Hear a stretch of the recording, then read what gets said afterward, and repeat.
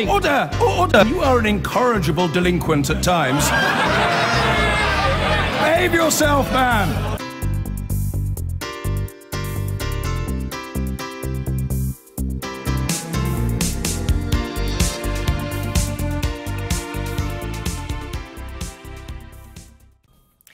Now, the court system punishes ethnic minority defendants more than white suspects. It's a bold claim, and one made in a review commissioned by the Prime Minister and led by the Labour MP David Lammy.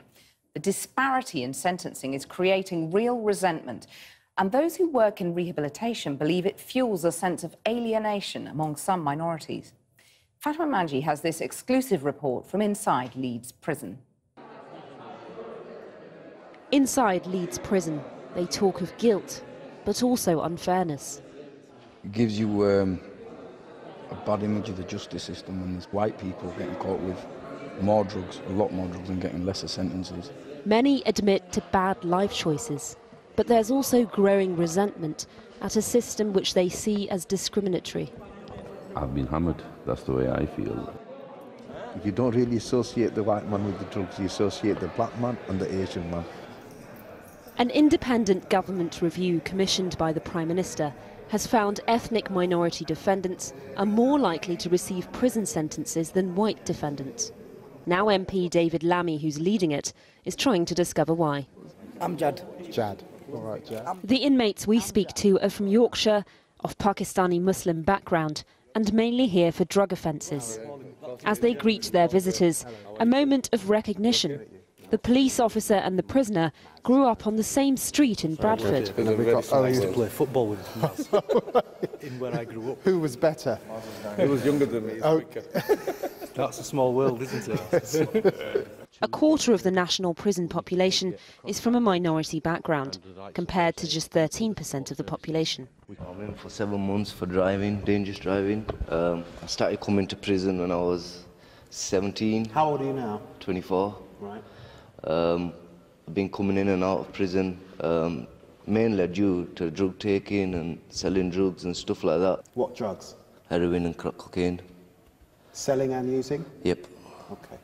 The Lammy review found black and Asian men are 1.4 times more likely to end up in prison than white men for similar drug offences.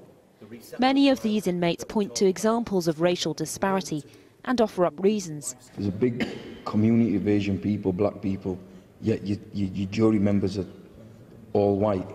You get one maybe Asian. Do you know what I mean? And then the whole system after that, the way you court, the way your trials run, you're set up to fail from the beginning. Resentment's going to breed itself. But yeah, in this jail, there's a lot of people that are involved in drugs. But your first inklings would be Asians and blacks. They're the people that are involved in drugs. So when we're sitting in front of these judges and getting slammed, it's because we know exactly where it's coming from.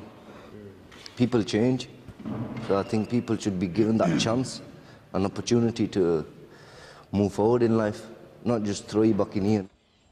Some people will say, when they hear you complaining about the system and saying the system's stacked against us, that you would say that because you've been found guilty, you ended up in prison, you're finding excuses. What would you say?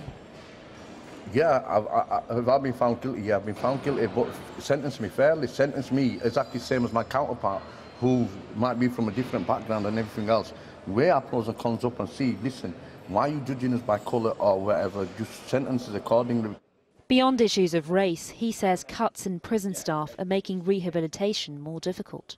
Listen, it's massive cuts, man. Now you have 5 officers in total that are doing your well-being and catering for over 150, 160 prisoners on the wing. But now they're getting overworked all the time. A person like me, I've got no jail left in me. I ain't coming back. That's me done. The only real losers in this is my family. I can sit here and do my jail, but I know what effect it's causing on them that I've left behind. You know, I don't like hearing my daughters cry on the phone. 15 miles away from Leeds Prison, we visit the area of Bradford where Maz grew up. It is one of the most deprived parts of the country, and unemployment rates are high. When you're not in education and you've got nothing behind you, the only thing that's available to you is the streets. It's not hard to find people who are disillusioned. A lot of people in there, they were just going crazy. They're like, listen, I'm going to go out there, I don't care about this. We asked Maz's old friend, Now Chief Superintendent Mabs Hussain to show us around. It was an absolute shock, you know, when I walked into the prison to see Maz there. You know, Maz is about 5 years older than me, but we grew up together. I used to play football with him and his brother. His brother was in the same school and in the same class as me. And it was an absolute surprise and shock, and it's quite amazing how our lives have taken such a different path. As we walk through his old neighbourhood, a young man comes up to tell us his own experiences. The police were right with me. I thought everything's going okay till I went into the court. So it was the court system rather than the police? Yeah, no, definitely. The court system, definitely. I was in jail. People are going in for, obviously, big amounts of products and stuff. And guess what? They were serving less than me. Mabs says the frustration he sees cannot just be addressed within the criminal justice system. And it's too late by the time the police are involved. I mean, you look at the community around us and the area. You know, it is a challenging area to live in now. You know, there's high unemployment, it's clearly deprivation, but there's a lot of good people still in these areas, and there's lots of people that want to make something of their lives. So how do we as a society support that before they get into trouble with the police? Take me through. Well, one ex-offender in Bradford is trying to address that. Home to many prisoners up and down the country, exactly the same. And what you see here is exactly what they'll get inside prison. Naz served a 9-year sentence for dealing drugs. He came out determined to make sure other young people didn't end up doing the same. So he uses this mock-up cell to educate teenagers. But he believes discrimination goes deeper, and it's fueling alienation.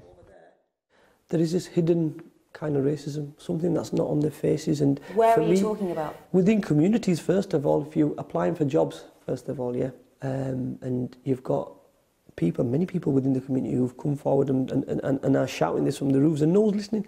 We've applied for jobs with our degrees, yeah, we didn't get no replies, obviously negativeness coming back saying, sorry, you know, you've been unsuccessful.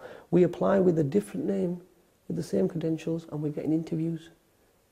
Do you believe that things might change because of David Lammy's review? The paperwork that he's going to write, what he's going to write on, a week later it won't be worth anything because it's just a report. Do you honestly think the government's going to actually do something? Just like other reports have gone through the whole system as we've seen before. It's a big hoo-ha right now, and then it's... His pessimism perhaps unsurprising when you hear funding for the work he does here is being cut. With 40% of young offenders in institutions now from black and minority ethnic backgrounds, the fear is a future generation has already been lost. Many are hoping the review, which is due to complete in summer, might provide some answers. Fatima Manji with that exclusive report from inside Leeds jail. I've been getting